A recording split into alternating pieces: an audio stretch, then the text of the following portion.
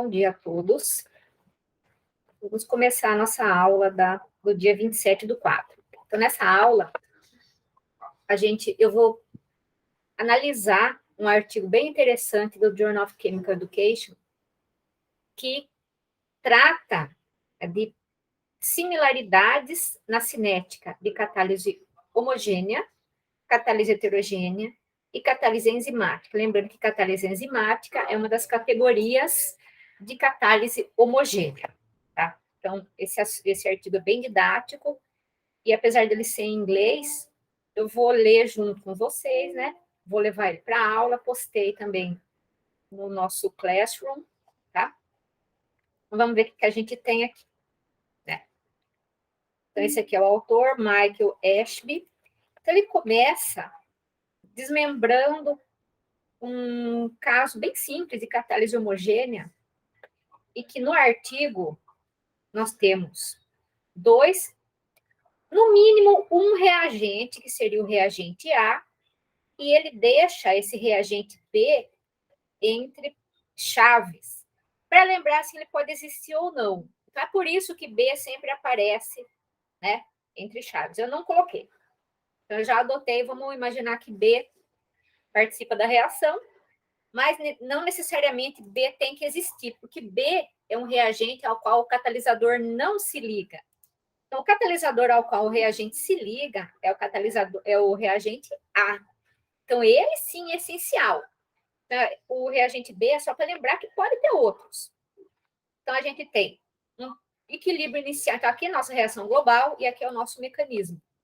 Então, estabelece-se um equilíbrio entre o reagente A e o catalisador C, com a constante de velocidade K1. Aqui eu esqueci de colocar o K-1, então eu coloco já, que é a constante de velocidade da etapa reversa. Então, aqui na realidade a gente tem K-1 dessa etapa e K2 é da outra etapa, certo? Então, forma-se um complexo de associação entre o reagente A e o catalisador, que é o intermediário AC, e na etapa seguinte, AC pode reagir com B, caso B exista, formando o produto, senão a gente vai ter simplesmente AC dando o produto.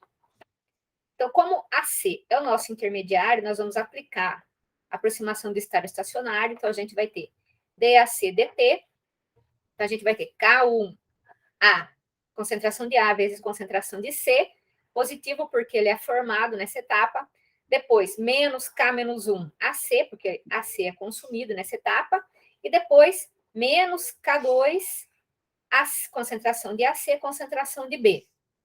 Tudo isso igual a zero. Então, se a gente passar K1, K-1 AC e K2 ACB para o lado direito da equação, e isolarmos, né, colocarmos em evidência AC, a gente vai ter que a concentração de AC é K1, concentração de A, concentração de C, dividido por K-1 mais K2, concentração de B. E representando a lei de velocidade global, a gente vai ter dP/dt, que vai ser, portanto, K2, concentração de AC, concentração de B, e onde temos concentração de AC, podemos substituir essa expressão aqui. Então, vai entrar K1, concentração de A, concentração de C, K-1, mais K2, concentração de B. Foi o que eu coloquei aqui. Igualei a V, porque isso representa a velocidade da reação global. Então, nesse ponto, a gente pode introduzir algumas considerações de que toda a concentração inicial adicionada do catalisador, a cada momento da reação, a partir do ponto em que a reação começou, ela vai se dividir entre a concentração do catalisador livre e a concentração do catalisador associado ao reagente. Então, a gente pode isolar aqui concentração de C, que é para usar aqui, ó, concentração de C vai ser concentração de C0 menos concentração de AC. Então, eu vou substituir, onde eu tenho C aqui, eu vou entrar com essa diferença aqui, né? E depois, o que vai acontecer? Então, vejam, tanto na concentração a gente pode, a rigor, eu estou representando nessa expressão aqui, mas eu posso representar na velocidade também, que é o que vai ser feito no slide seguinte, né? Então, voltando aqui. Então, eu vou pegar aqui a expressão da concentração de AC, e onde eu tenho C, eu vou colocar isso daqui. Então, vai ficar concentração de AC igual a K1, concentração de A, que multiplica concentração de C0 menos concentração de AC, dividido por K menos 1 mais K2B. Aí eu vou distribuir esse produto. Aqui eu já mostrei só o resultado, mas como é que a gente chega nisso daqui? Então, eu vou distribuir K1 vezes A vezes C0, menos K1 vezes A vezes concentração de AC. E aí vou passar tudo que tem AC para o mesmo lado da igualdade e colocar concentração de AC em evidência. Aí eu chego nisso daqui. Então, por que isso?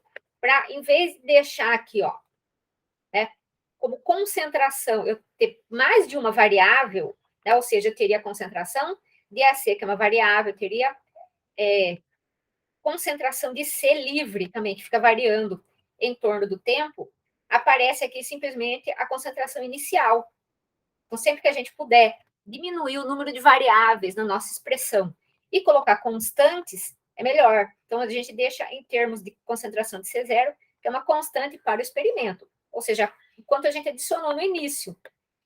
Então, eu fico com essa nova expressão para concentração de AC e vou substituir aqui. Então, aqui eu mostrei como ficaria substituindo a anterior, e agora eu vou mostrar como fica substituindo essa nova expressão para concentração de AC. Então, eu vou ter isso daqui. V igual a dP dt, K1, K2, concentração de A, concentração de B, concentração de C0, dividido por K menos 1, mais K2B, mais K1A. Então, aqui, o autor do artigo, ele faz uma proposta, que é a gente observar termos que aparecem aqui e reuni-los todos em termos de um parâmetro, que além de permitir a gente abreviar a nossa expressão, a gente consegue fazer discussões interessantes, né? Vamos ver como é que fica. Então, aqui vai ser definido um parâmetro chamado de alfa, que é o seguinte, é isso daqui, ó, K1 dividido por K menos 1 mais K2B, é esse pedacinho aqui.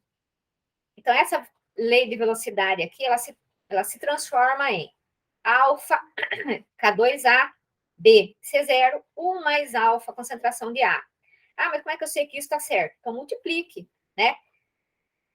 Se vocês quiserem provar que isso está correto, introduz aqui, ó, o que significa alfa? Significa isso daqui. Então, coloca aqui e aqui, faz os produtos, vocês vão ver que vocês retornam perfeitamente aqui. Mas por que fazer isso? É a proposta do autor que ele conseguiu, representando a expressão dessa maneira, introduzir discussões interessantes, que seriam examinar duas situações limites. Lembra que em cinética, sempre que a gente tem expressões que no denominador a gente tem uma soma, em algumas situações isso abre a possibilidade de se fazer essas comparações e essas discussões.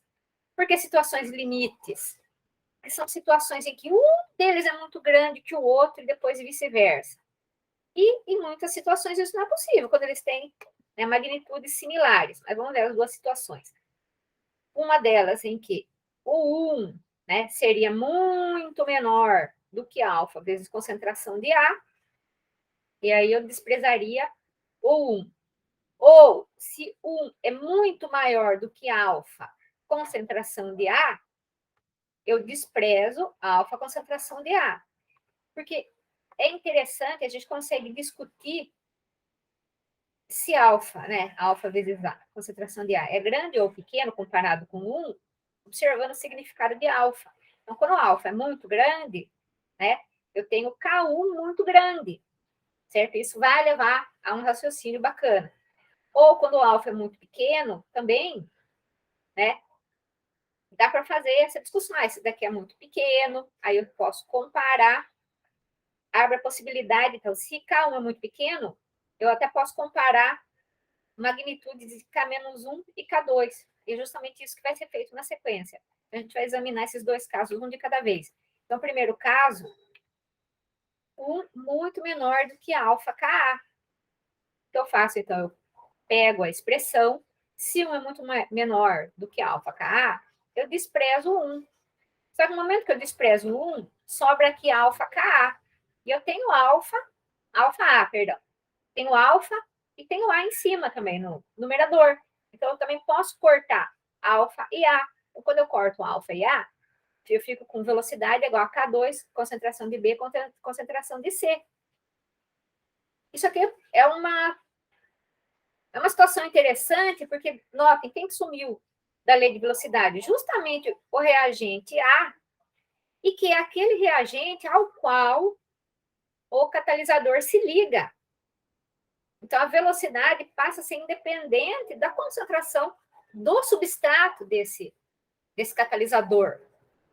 E em que situação, né, que eu vou ter um aumento muito menor do que alfa A, ou seja, alfa muito grande ou concentração de A muito grande? Implicaria um ou outro ou os dois, né?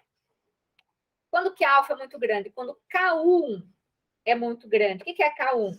K1 é a constante de velocidade, né, na direção em que forma a C.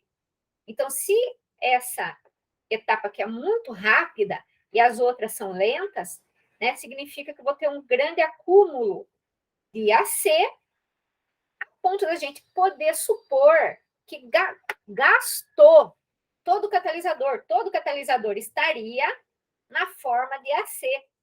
É isso que eu chamo de saturação do catalisador. Todo ele se ligou ao substrato A. Então, é por isso que a gente consegue entender por que para de depender da concentração do reagente. Por quê? Porque acabou todo o catalisador, está todo, entre aspas, ocupado. Não adianta você colocar mais do reagente, não vai acontecer mais nada, né? E é isso que eu coloquei aqui. Então, a saturação do catalisador justifica porque a velocidade deixa de depender da concentração de A, né? Ou seja, todo o catalisador está ocupado, não adianta mexer na concentração de A. O segundo caso seria 1 muito maior do que alfa A. Então, vou desprezar alfa A aqui. Só sobra 1. Né? Então, eu vou ter a alfa K2, concentração de A, concentração de B, concentração C0. Aí, para poder discutir... Então, primeiro, certo?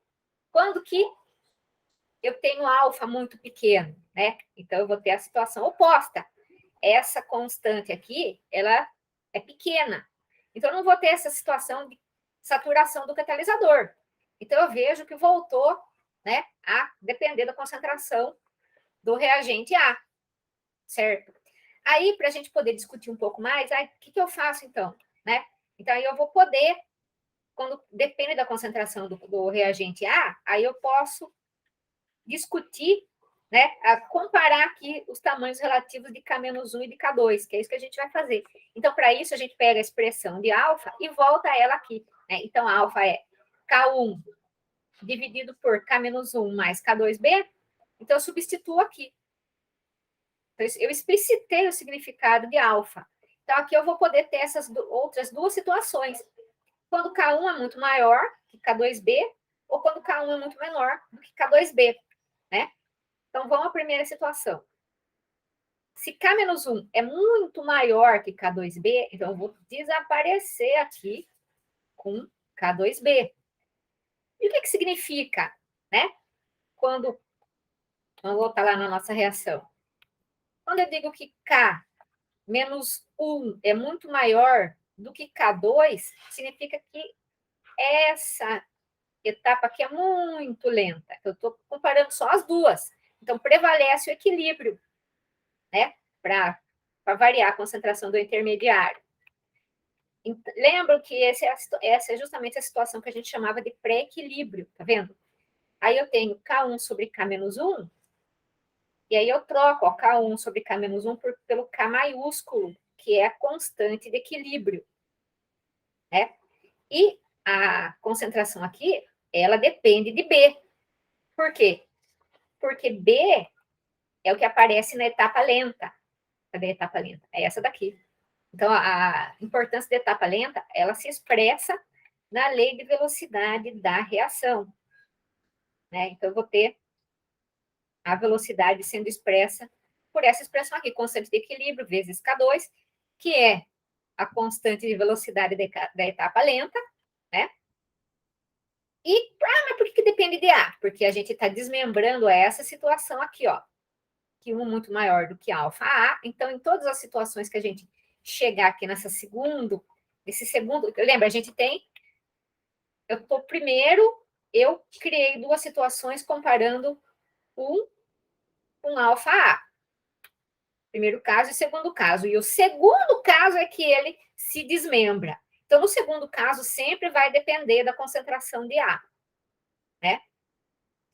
Vamos ver como é que fica. Então, esse seria os casos linha, né? O primeiro caso, linha dentro do segundo caso, e agora o segundo caso, linha dentro do segundo caso. Ou seja, K-1 muito menor que K2B. Se K-1 é muito menor que K2B, eu desprezo K-1. Só que aí eu observo que eu tenho K2B embaixo e em cima na minha razão. Então, eu também corto K2 e corto B. Então, sobra K1, A e C0. Né? E o que significa? Quando eu tenho K-1 muito menor que K2B, é que essa etapa aqui não é mais, eu estou dizendo que essa daqui é mais rápida que essa, então essa daqui deixa de ser a determinante, B sai da lei de velocidade. Então foi o que eu tenho aqui. V depende de K1, A e C0. Né? Então é bem interessante. E aí o autor propõe, né, por fim, que a gente faça um gráfico semelhante ao que a gente já conhece da cinética da catálise enzimática, né? Então, eu vou ter aqui uma situação de saturação, então, aqui é um gráfico, perdão, de V0 em função, né, da concentração inicial do reagente A. Então, lembre, ele é o reagente mais importante porque ele se liga ao catalisador, né?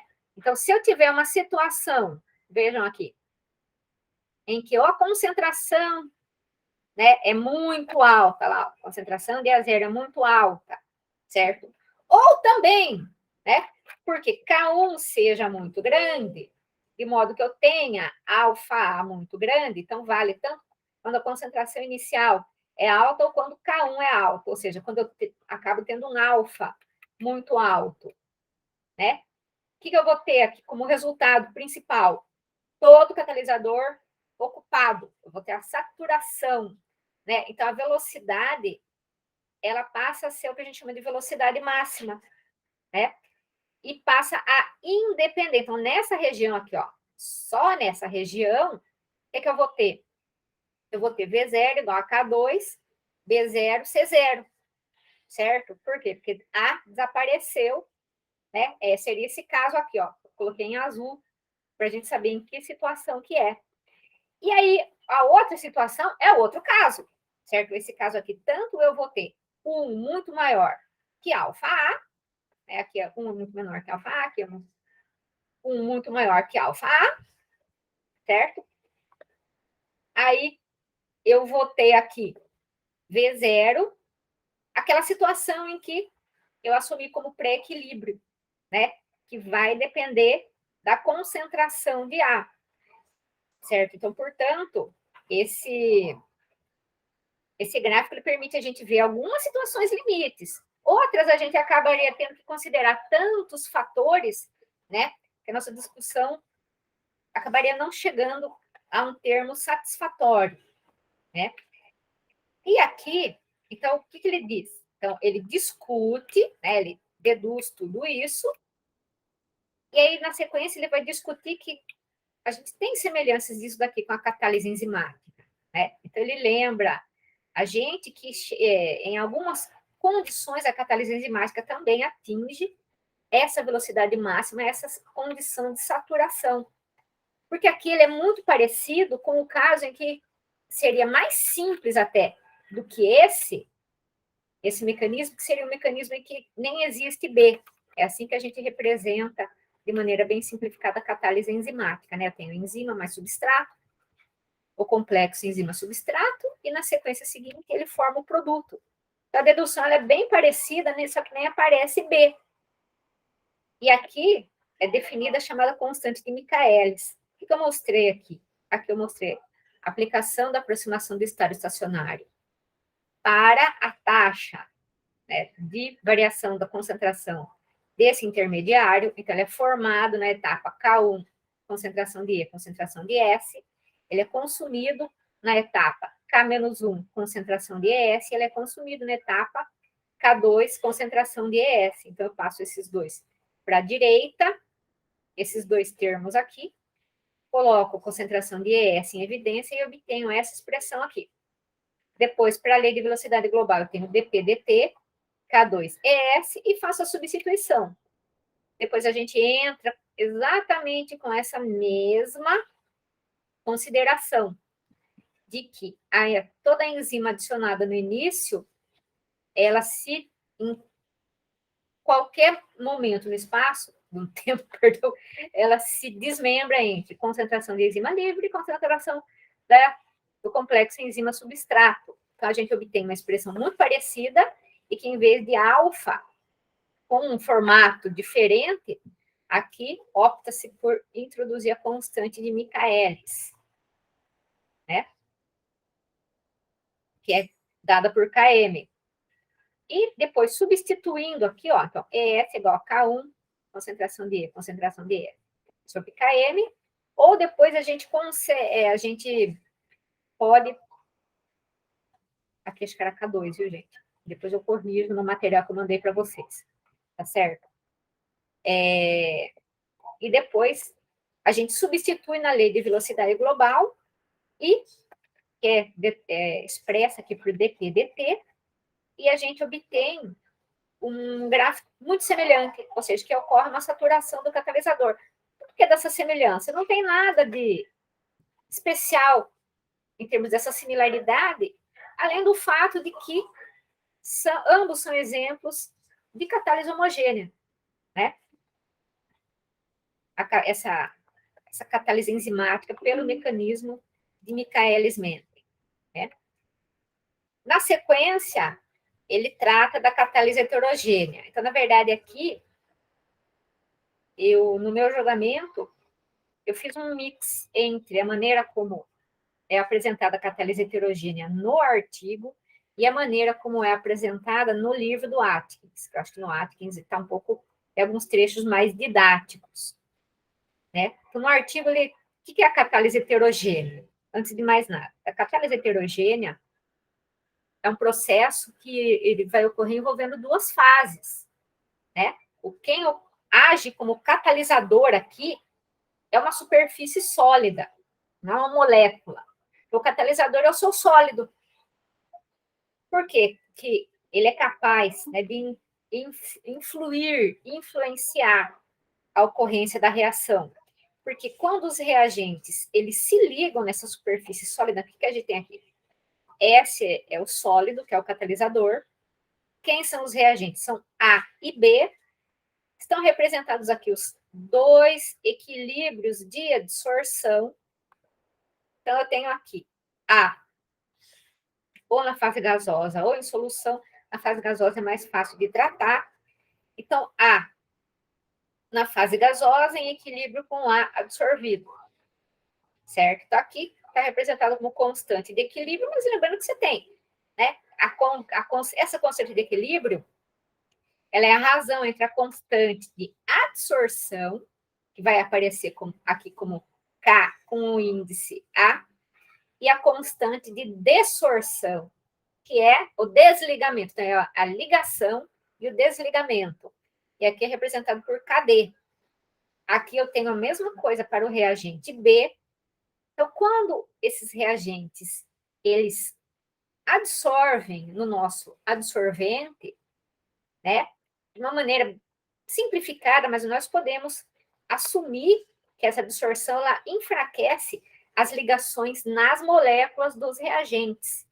E essas ligações é que têm que ser rompidas para que ocorra a reação. Então, conforme essas ligações elas ficam mais fracas, isso favorece a reação.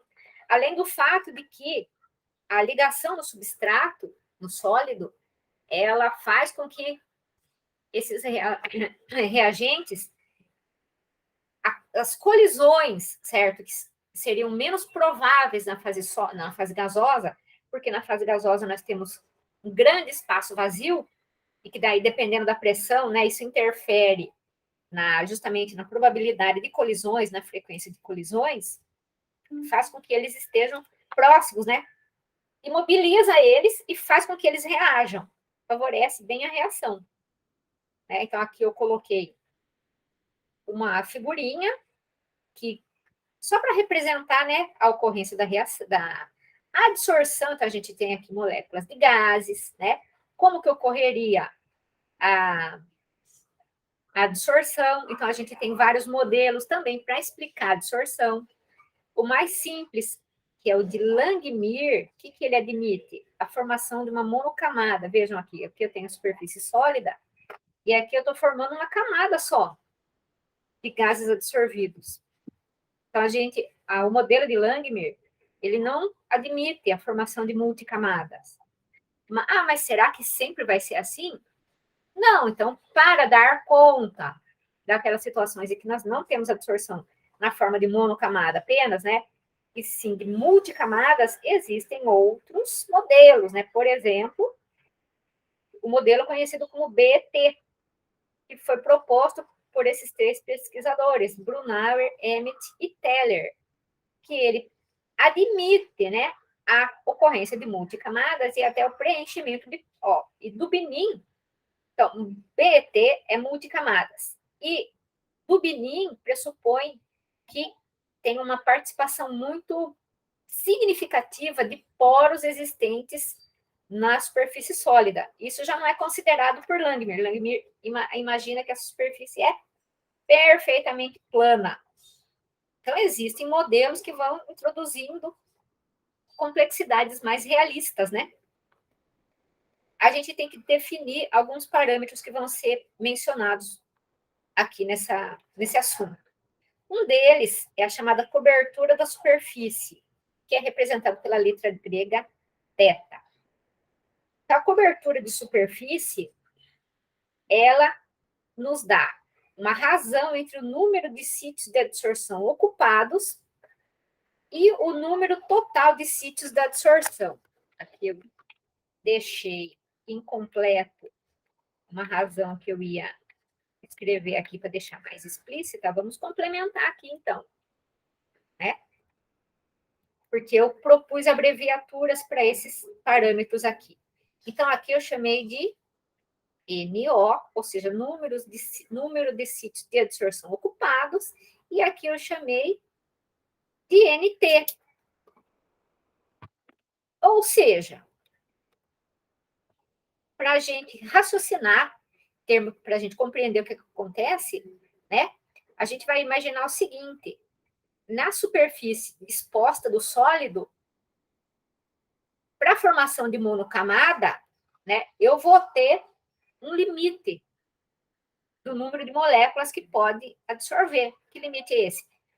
É o número de sítios de absorção, número total de sítios de absorção. Como se fosse o lugarzinho onde cada uma vai se ligar. Isso eu chamei de NT. E o número efetivamente ocupado, eu vou chamar de NO, que é o número de sítios de absorção ocupados. Então, nesse sentido aqui, o valor máximo de θ é 1, porque o número máximo de sítios ocupados vai ser o número total de sítios. Quando todos os sítios forem ocupados, a cobertura de superfície é igual a 1. Depois, né, a gente pode substituir aqui, em alguns casos, para alguns cálculos, θ por V sobre V infinito. O que é V sobre V infinito? V é o volume de gás realmente absorvido, ou seja, eu estou comparando o número, eu estou só transpondo entre usar número de moléculas e volume total dessas moléculas que eu tinha para absorver. E V infinito seria o volume correspondente a uma monocamada completa, tá? Depois eu vou definir dθ dt, aqui, que é a velocidade de mudança na cobertura de superfície. Então, isso está relacionado com a velocidade de absorção e com contribuição da desorção também. Como que... está estável, né?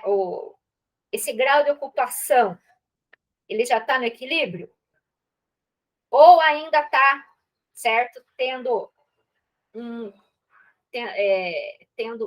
um resultado líquido maior de moléculas chegando do que de moléculas saindo, ou vice-versa, né?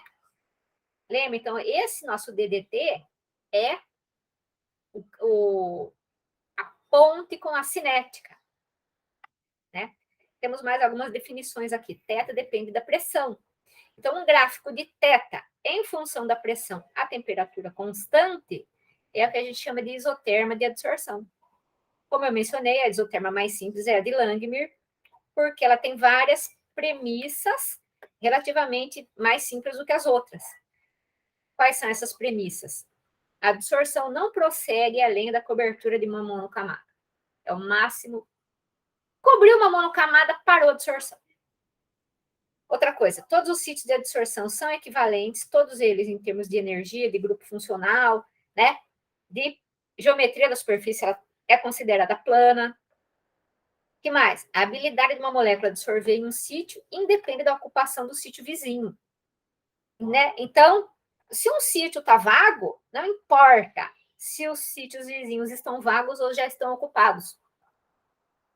A habilidade, a facilidade, ou como ela vai conseguir absorver, é do mesmo jeito, né? Então, depois, tá aqui, porque só um parênteses aqui, no artigo, ele passa um pouco rápido por essas considerações, tá bom? Então, aqui, ó, a gente pode assumir aqui, né, a mesma lógica, né, do artigo. Então, isso aqui veio do artigo. Então, que a adsorção ocorre mediante o estabelecimento de um equilíbrio de adsorção e desorção, sendo Ka a constante de velocidade de adsorção e Kd a de desorção. Só que aqui a gente está representando um reagente só. A gasoso mais M superfície M é o seu adsorvente. Muitos são metálicos. Pode ser que esse M tenha escapado, né, vamos imaginar um adsorvente metálico. Mas existem muitos. Existe carbono, sílica, né? Celulose, é um ótimo absorvente, e metais. Então, a absorção contribui para dθ/dt de modo proporcional a Ka. Também, a absorção, a taxa de absorção depende do quanto você tem do gás, que está representado aqui pela pressão do gás, né, a pressão parcial do gás, e é o número de sítios de absorção vagos, que a gente está imaginando a chegada da molécula. Então, a gente ainda está imaginando a molécula na fase gasosa, então depende do que eu tenho na fase gasosa e da disponibilidade de sítios de absorção. Por isso que eu considero aqui os sítios vagos, né? E que eles são representados por N1 menos θ. Aqui é que eu desmembrei, mas só voltando, então. Aqui, a contribuição da absorção, então ela vai ser Ka, que é a constante de absorção, P, que é a pressão parcial, e N1 menos θ é o número de sítios vagos. Como que eu entendo esse N1 menos θ? Né? Eu entendo assim, ó, lá atrás eu defini que θ é N ocupado por N total, certo? Então, o que eu faço? Eu isolo o N ocupado aqui, né? N ocupado vai ser θ vezes NT. Então, se eu tenho NT, é o número total, NO é o número de sítios ocupados, qual vai ser o número de sítios vagos? Vai ser o total menos os ocupados. Então, vai ser, né, NT menos NO. E NO é θ vezes NT. Então, NT menos θ NT. Aí eu coloco NT em evidência, né? Então, NV é NT 1 menos θ. Por isso que é o que entrou aqui. E a desorção? A desorção, eu compreendo, né, em termos de, ela é menos a constante de desorção vezes o número de sítios ocupados. Olha lá, é θ NT. N vezes θ. Então, aqui, que eu chamei de N. N aqui para o Atkins é N total, né? No equilíbrio, certo? No equilíbrio adsorção-desorção, dθ, dt não muda. A cobertura ficou, o grau de cobertura, θ, ficou estável, não muda mais. Então, dθ, dt igual a zero. Então, aqui eu faço um raciocínio parecido com o estado estacionário, tenho dθ, dt. Junto os dois, ó, KPN1 menos θ, menos KDNθ, aqui, igual a zero. Passo KDNθ para o lado de lá, eu vejo que eu tenho N dos dois lados, corto N, então eu fico com KP é igual a KDθ. Só que K sobre KD eu posso chamar de constante de equilíbrio, né? Vejam, aqui eu isolei KA, passei o KD dividindo. Então, eu fiquei com K sobre KD é igual a θ, que multiplica PN, P1 menos θ. Aí, se eu distribuir esse produto, P menos Pθ. Então, K maiúsculo é igual a θ sobre P menos Pθ. Né? Aí, eu passo P menos Pθ aqui multiplicando por K, fico com KP menos Kpθ, igual a θ. Junto tudo que tem θ de um lado e chego nessa expressão. Θ igual a Kp, 1 mais, dividido por 1 mais Kp. É a chamada equação de Langmuir. Se eu tiver um gráfico de θ em função de P, é a minha definição de isoterma aqui, ó. Um gráfico de θ em função de T, a temperatura constante é a isoterma da absorção. Aí, por fim, eu vou mostrar um exemplo aqui. Então, usando a isoterma de Langmuir. Aqui é que a gente vai voltar e substituir onde eu tenho θ, V por V infinito. Porque é mais fácil a gente trabalhar em termos de variável de laboratório com volumes. Certo? Então, aqui, onde está θ, eu coloco V sobre V infinito. Então, eu vou obter, em um pequeno rearranjo, eu vou obter P sobre V igual a P sobre V infinito, mais 1 sobre K V infinito. Né? Aí, então, eu faço um gráfico, estão vendo? De P sobre V em função de P. Então, aqui como Y e P como X, porque são os parâmetros fáceis de medir, convenientes, melhor dizendo, de medir em laboratório. O que eu vou ter como inclinação? 1 sobre V infinito e como coeficiente linear 1 sobre K V infinito. Então, aqui nós temos os dados, ó, P sobre V, né? Os pontos são plotados nessa figura. Com a regressão linear, a inclinação é 0,009 e a gente consegue determinar esse chamado V infinito, que é o volume correspondente à formação de uma monocamada, e a constante de equilíbrio, que é a K sobre KD. Né? Agora, a gente precisa fazer exercícios. Então, na próxima aula, eu vou trazer alguns exercícios e vou também avançar, né, um pouco mais na direção da cinética das reações catalisadas de forma heterogênea.